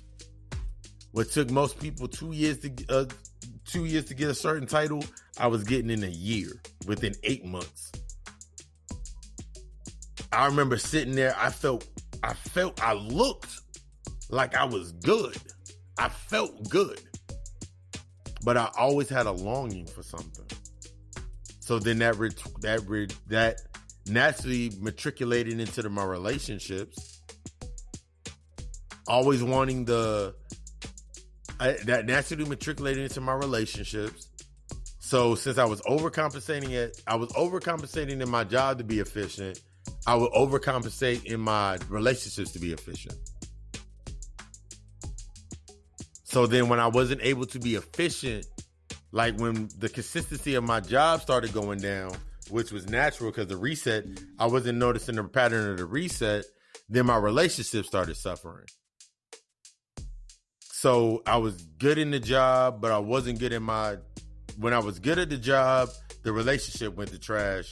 And when I was good with the relationship, the job went to trash because I didn't understand balance. I was literally at my jobs, and then when I would get into a relationship, my work ethic wouldn't go down, but I would go to a cruising altitude. I'd be at work just long enough to get stuff done. I was in a position, I never liked authority, so I'll be in a position of authority. So I'll be using my authority to overcompensate in my relationships. So like, since I was managing or I was carrying keys, I would say, yo, come in and get some food or whatever. This is even not just in relationships, but just in friendships. It was all based into that level of my survival. Keeping my walls up by using my external state to keep it in balance. So as long as I had the job, I could have the relationships. When I didn't have the job, I didn't have the relationships. But instead of using that as a moment for me to enter the reflection and reevaluate myself, I went into a state of self-loathing. I went into that state of self-loathing, and then I would find myself around my sisters, around brothers, around individuals that were doing this, that were actually, in reality, worse off than me. But they would be worse off than me, but I still was better than them. You see how you create that face sense of compensation? I had individuals around me that were doing horrible. They needed me, and they didn't really need much except for like a $5 pizza from fucking Little Caesars and some cheap ass alcohol. I always had to connect on my herb at the time, so I always had that. But I was using them as much as they were using me. That's honesty for yourself. Realizing that the reason that your wall stayed up is because you were using other individuals as much as they was using you. So that's the using feeling. Most of us feel used in relationships, not realizing that we're using them for something as well. We program something into them in order for us to be able to use them into that space. But when that natural sense of the reset came up, the reset button gets hit, because every relationship goes through a reset phase. You start looking at the relationship like there's problems in a relationship. When in reality, just like most of the problems are with you, where do those problems actually originate from? Your childhood. That's why your relationships are in the places that they're in. So for a lot of people that are in that state of reset right now, since Mercury is now out of retrograde and now it went direct, Now you're starting to see those things a lot more clear. Remember when that Betelgeuse came through, it brought everything up to a level to where you can actually see it. Now it's your choice on what you're seeing, what you're going to do with it. You either can create or you can die in the chaos. That's your choice. This is what it means when you're starting to break down those walls. Taking down those walls. That's like when a chick says, I'm not going to take down my walls because I've been hurt before. Until you deal with the hurt, sis, you never going to take down that wall. You're going to always put more into that, because the moment that what happens in most times is for people when they start letting their walls down, letting their guard down, they're letting their guard down to feed that energy. You see, because if you're coming from a negative space, you can't trust nobody because you're not trusting yourself. You can't put a lot of love into anybody. You're putting more love into other individuals because you have a lack of worth or love for yourself. When you're doing this, when you let down your walls, remember when you're programming that subconscious, I mean, when you eye to eye, face to face, looking at brother in the eye, or you face to face looking at chick in the eye, since you're in an untrained state of mind, they're in an untrained state of mind. All that noise in the back, right there in your subconscious, that's what you're programming into them. That's the mind control. You gave them everything. You gave them what you didn't want, and then you gave them the aspects of why you don't want it, or this is what you would have to overcome in order not to want it. You programmed it into their mind. That's why when you meet the healed or the divine masculine, I'm divine masculine. So in meeting me, even just when doing sessions, when I'm doing a session, me being the divine masculine, me being a healed aspect, a healed individual, and still there's aspects that I'm healing, but they're like small aspects of just remembering past lives and shit. But when you're in that healed aspect and someone comes to you, they can't program the same program into you. So the assumptions don't work anymore. So when you meet into that space and you start healing and you go up to individuals, and what used to keep you attracted to them, what used to keep you around them, you feel yourself forcing yourself to go into that environment. Now they got to give you something, or now they got to gift you. They're gifting the God. They're gifting the goddess. They're gifting you. That's why you keep giving them stuff. But we're going to get into this and we're going to finish this up. I tell you, this is going to be a deep episode.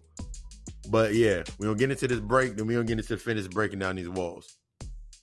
Thank you for choosing the God Hour. Y'all all right out there? Yep. Welcome back. All right, show me that break real quick.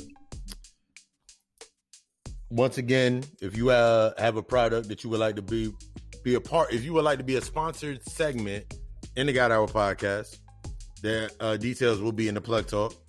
Shut up, let's talk. Let's put that business in there. Get that spot. Let's build, let's grow, because all we do is grow over here in the build over in this universe. We builders. But as we get into the aspects of understanding, breaking down those walls, this goes into the tune of our manifestations. I'm gonna tell a story about one of my aspects of manifesting where I'm at now, in the aspects of just being in this space and what it took to get here to this space. When we think about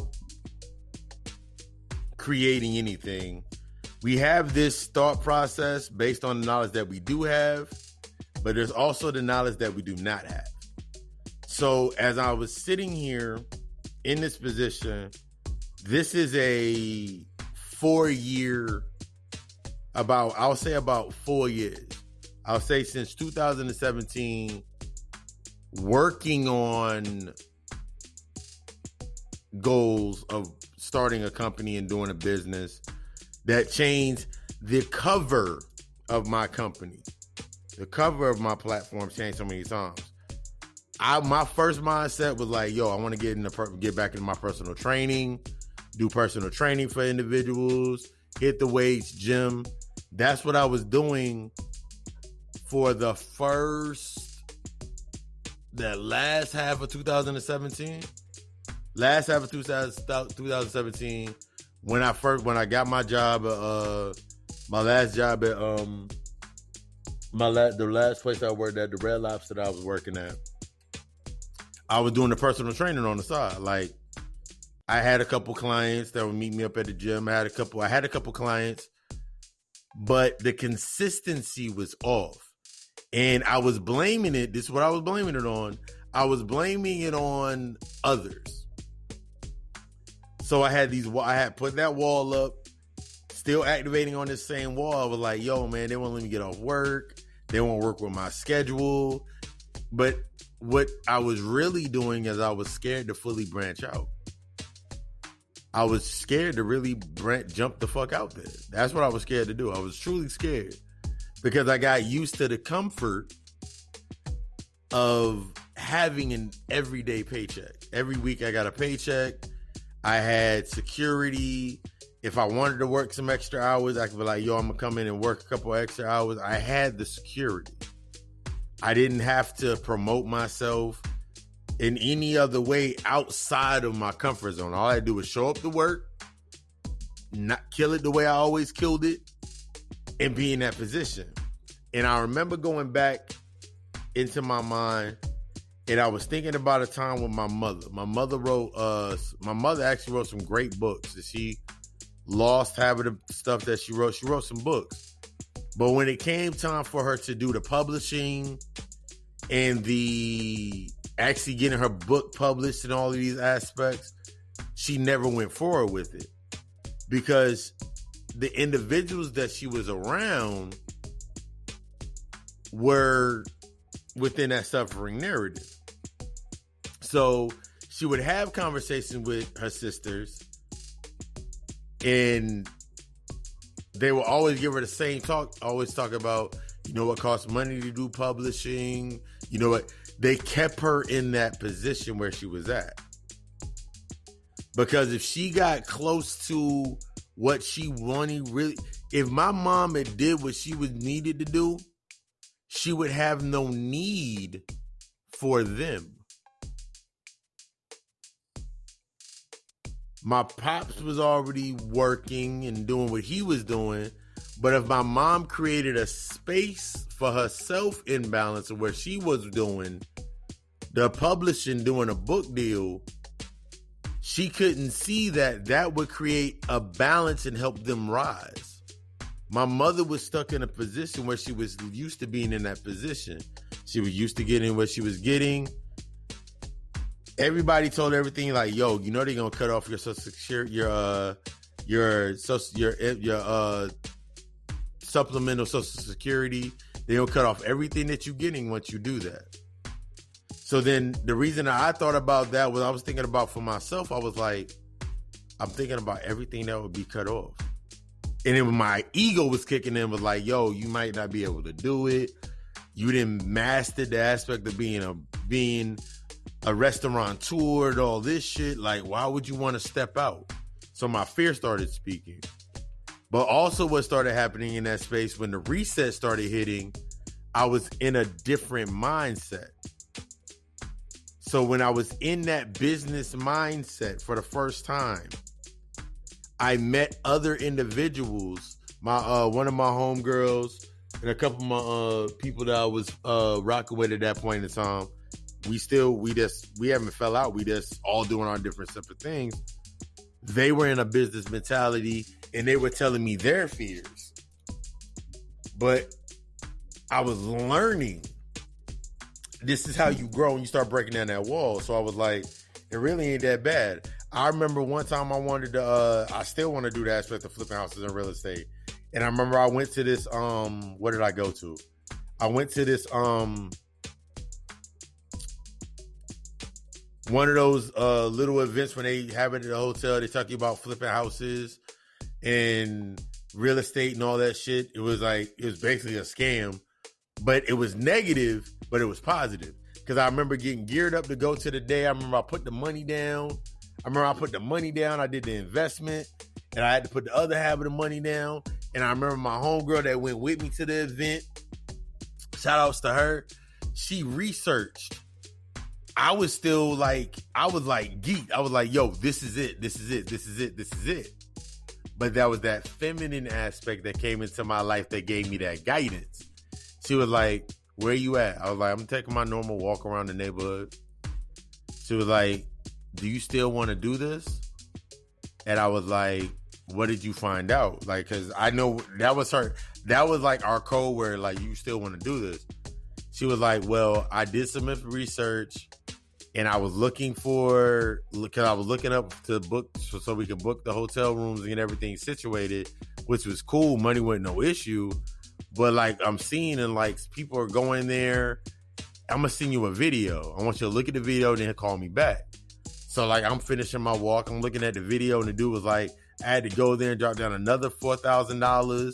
And I went to another one. I had to drop down some more money to get to this next, to this gold platinum package. And then I just stepped out. And I was like, I could have been so mad that day. I could have been so mad, but I wasn't. Because I was already coming into this was me coming into my awakening, my enlightenment, not even realizing it. There was that feminine guidance. It was the feminine aspect. Both of us was Aquarius. Both of us are Aquariuses. And it was just funny because she gave me the feminine guidance that I needed in that space. She went and got the information, was like, yo, that's not something we're going to do. And from that moment, I was like, yo, that's the aspect of you taking that information. So I'm going to break it down to this space. When you breaking down them walls, remember, you're going into that godhood, your godhood aspect. Remember, you're becoming androgynous. So the guidance is going to come from the guidance is the wisdom based on the knowledge that another has. So when I'm in a space and I'm doing a reading, I'm in the feminine aspect or I'm in the spiritual aspect. So that's the feminine energy that's guiding me intuitively to give the information that I'm giving. So now this requires the other individual to access their mask. Like if it's like, whether it's if it's a feminine, they got to access, I'm now accessing my feminine aspect of the guidance to guide them into the information and knowledge. And now they're accessing the knowledge of what they know about their trauma or whatever. They have to activate that to come into this position.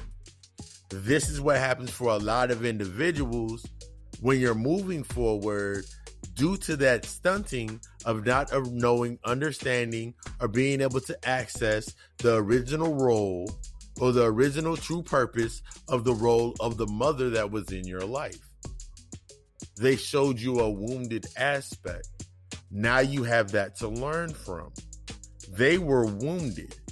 If you're still in the suffering aspect, you're now wounded. So now you go to the original cause of where you were originally wounded. Understanding that that is a wounded concept. So most of our times we take the knowledge based on the intellectual aspect, still stuck within that program of survival, and we try to survive in that space. So now we're doing things based on, I never want to struggle again. I never want to be put in that position of hand-me-downs in being hurt again. I never want to experience that. But while we're in that space, guess what else we create? Because you need it. The masculine aspect to balance that out. You need the masculine aspect to balance that out. So when you think about the woman that's independent, she's striving, she got jobs, she working 2 or 3 jobs. But now, since she's in that role, based on the knowledge that she's attaining and not working on the nurturing, guess where those traumas are going to be programmed into? That individual that has not yet healed either. That's how you're able to connect to them. You can't connect to somebody if you're not. The only way you're going to connect to somebody that's healed is if you are engaging and are initiating that you want to go into the healing process. You come to me for a service, you are initiating, you are wanting to step into the healing process. And we gonna heal. We gonna do some work. We gonna do some work. And that goes into what you're willing to invest into it. So when you think about that aspect, so going back to that story, thinking about my mother and then thinking about myself, I was like, I have an example of what it would take if people try to talk me down. I have examples of what it looks like to be talked down off of my ledge of me wanting to advance. I have the examples. How do I use these examples? How do I use these wounded aspects of my mother in order for me to heal the wounded aspects of my masculine or my knowledge of me moving forward? Everything down here is that learning process. So I use that, and now the personal training thing went good for a little bit. I was missed. The reason that it stopped was because I was not able to answer certain phone calls. I wasn't able to answer emails on time, so I was missing leads. So that automatically led to missing clients. But instead of me getting upset and feeling defeated, I used that information that was in that space in order for me to be able to do anything outside of this building. I have to change my schedule. I have to accept the circumstances at this level of what changing my schedule was.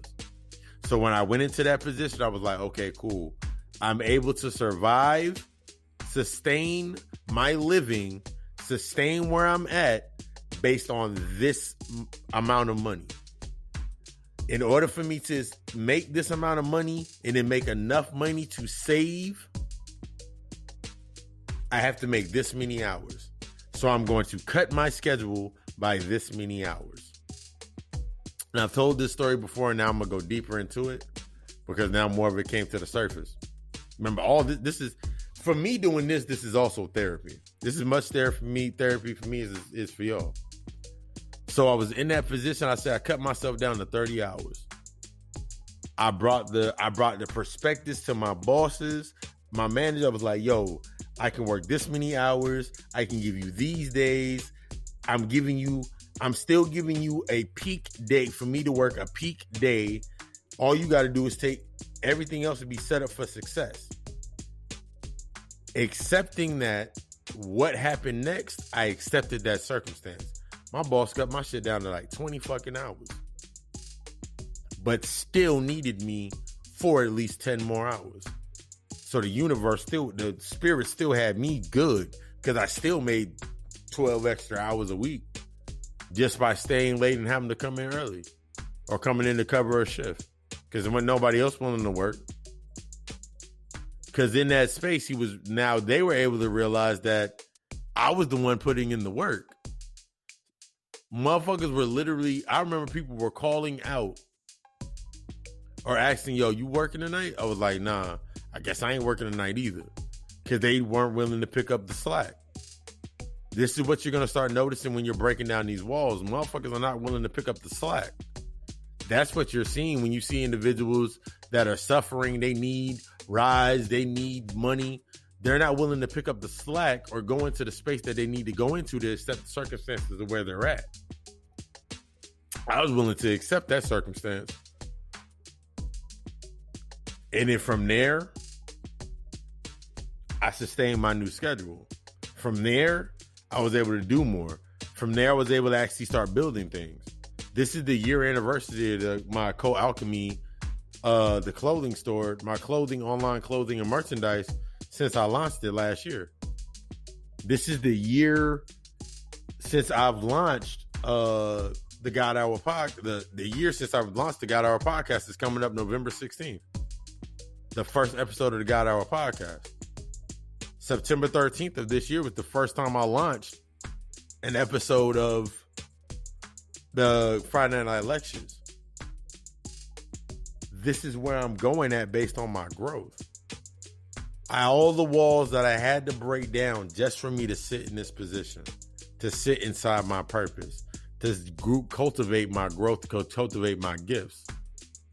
Saturday, I sat outside and I actually wrote the treatment for this episode.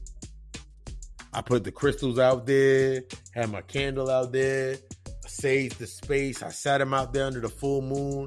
The full moon peeked over my crystals, hit everything. I'm actually wearing some of the stuff now. So my energy was different. But I had to go through all of that to be at this point. And I've never been happier. I've never been more in tune. I've never been more in love. I've never felt this before. And you are never going to be able to feel this type of love from anything outside of you other than a child. You dig? Like, because I want nothing from myself and I need nothing from myself other than for me to do exactly what I'm doing. Constantly creating the alignment to keep myself in alignment and manifesting and getting to the point of what I desire. There are no walls around me. I ain't got no walls up. I'm straightforward, honest. I'll tell you anything that you want to know. I'll listen to any question you'll ask. I build in that narrative. I'm open. That's breaking down that wall. That's coming into that balance. A lot of us are scared to come into that aspect of balance. A lot of people, very few people are going to come into that space. But as you noticing right now, if you sitting here and you listening to this right now and you actually started doing that work that you needed to do, you're noticing that right now in your life, as you're moving forward, you're starting to see those gaps start to be formed. You're starting to see that separation. You're starting to see that you're need to be around certain individuals. You feel like you're forcing yourself to be around them. You feel like you're forcing yourself to go to your job. Use that contradiction or that point to actually do the work that's needed internally. You hate going to your job because you have a misunderstanding of what it's there for. You falling out of those relationships because you did not understand what they were there for. It's only until that infrastructure falls that you're able to actually look at it. It's only until that purging begins that you're actually able to see what you actually need. That's that detoxing. That's that purging. This is when you start understanding the roles of every individual that's in your life. Some of them were not meant to be what you tried to make them be. That's why they don't do what you're wanting them to do, because they weren't programmed for that. If you still want to go strive to go get whatever you're trying to go get, go find an individual that goes do that. But stop holding others to conditions that you're not willing to hold to yourself. No such thing as unconditional or conditional love. It's just love. There's no such thing as unconditional or conditional love. It's just love. Anything with conditions is an aspect of fear. It's an aspect of control. Around here, we are aligning with our true power in order to connect to what we truly desire.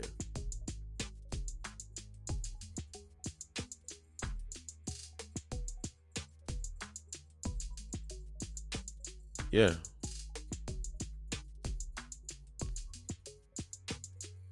Did this message resonate with you? We're going to get even deeper. Stay tuned for the plug talk and the closeout. Thank you for choosing the God Hour. I love you. We love us. Ashe.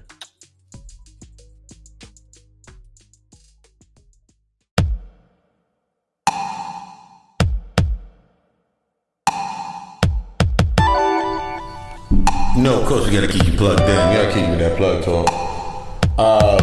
GottaCallAlchemistLLC.com. You know that's the place for the natal chart analysis, shadow reading, shadow reading with the consults or any other reading, spiritual products, such as spiritual baths, awakenings, and much more. Just hit the site. And if you have any questions, go ahead, hit that. You can go into the chat bubble. Hit the little chat bubble down at the bottom in the corner, and you can have a chat with Papa Lucifer. Or you can hit me up at setcallingnesus@gmail.com for the if you have a service or a product, or you are interested in having an interview or doing a build on an episode of the podcast, or if you want to take your sponsorship to the next level and you have a product or a service, and I can plug you into the Plug Talk, or you can get plugged in as a segment, as a ad segment for a feed into each episode of the God Hour podcast. papalucy666 at gmail.com. That's for the personal aspects. You have questions about a reading, questions about my book list, anything of that nature. And of course, Gotta Go Alchemist, the YouTube channel. You know, last week we got into the aspects of not the Night of the Living Dead. We got into that. We got into what the heck did we get into Friday? Boy, I do so much. It's gets my mind sometimes. But yeah, we're gonna be getting into the aspects this Friday night. We're gonna be getting into the aspects of rigor mortis. When I think about rigor mortis, think about what rigor mortis is. It's the setting of the bodily fluids. Last week we got into veils and chemtrails. So think about if you don't deal with your shadow work and those chemtrails and those chemical biological agents being stuck within your body. Most people are going through a state of rigor mortis because they're always angry. Most individuals are going through a state of rigor mortis because they're always depressed. They're always sad. To unclog yourself, we got to get into the aspects of that shadow work through the aspect of understanding what rigor mortis and how it sets in. And we're going to take it into that esoteric standpoint. And you know, we do that every Friday night. Gotta Go Alchemist, the YouTube channel, 8 p.m. Eastern Standard Time. Tune in to that. Subscribe, like, share, live the knowledge you were supposed to do. Lucifer Somni is also the Cash App link. I appreciate the monthly supporters, the monthly patrons, the support the podcast, the ones that support all of what I'm doing, from the likes, the shares, all of that is greatly appreciated. The ones that come in for the services, that's greatly appreciated, because the more that I'm able to teach, the more that I'm able to counsel, the more that I'm actually able to learn. And that's how we make this go back and forth and take ourselves into that rising.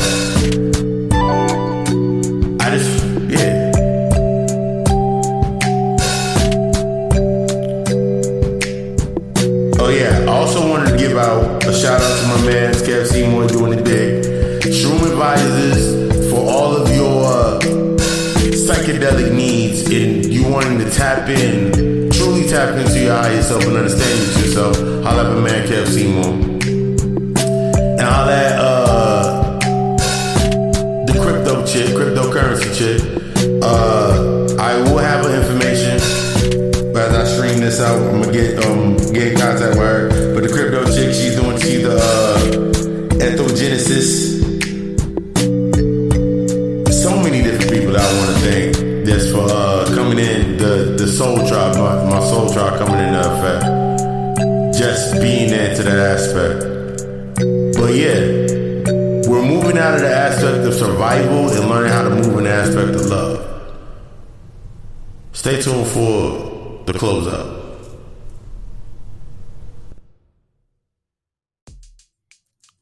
Yeah.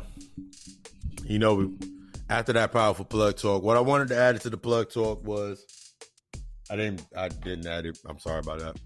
What I wanted to add to that is, your choice to move forward is your choice.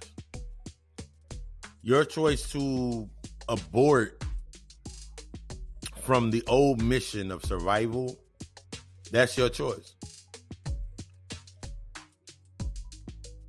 Everybody's not going to come to where you're going to come to, period. This aspect of, I'm going to wait and bring my people with me, you only can bring the individuals that are ready for that level of information. As I broke down those stories, I was thinking to myself, some people you can bring to that space and you can be like, yo, I'm ready. Yo, you ready to embrace this and go into this level and do these things? And you can have high hopes and dreams. There's many times I was asking people to come with me to the gym that never came with me to the gym. I still went to the gym regardless. Point of this is, don't set your tone. When you set your goal for yourself, when you invite others along or say, yo, you should come, if they don't show up, that's your answer. If they show up in their half-ass, that's your answer. Stop doing things based on proving something that's not there. The only way that you're going to advance and you're going to rise is by what you invest into your elevation. You got two choices, either evolve or repeat. Evolve or repeat and come back down here on this baby brain train. I just want you to be fucking great. Tonight, if you listening right now, you know, every Tuesday, you know, we do the God Hour show, Facebook Live exclusive. I might got something special. Facebook Live exclusive. Live readings. And we do a little post-op of the show, and we build from there. There's nothing stopping you but you. You set your intentions under that full moon. You allowed that dust to settle on the things that no longer serve you. The veils have been removed. You in a new space. What you gonna do with it? You're a multifaceted being. The choice is up to you. Only a few of us gonna make it. Only few make it. Even fewer accept. Few even look at the caller ID for opportunity. Fewer answer the call to opportunity. And the very chosen few been waiting for that call all along. Which one are you? The thinker? The doer? Or are you on the road to become the ultimate knower? This has been another episode of the God Hour podcast. I see y'all tonight. I see y'all Friday. I see y'all throughout the week. I'm only talking to the gods, goddesses, titans, kings, chaos beings. The ones that's on this level. The one that's on this frequency. Everybody else, let them fall down low. I love you. We love us. Ashe.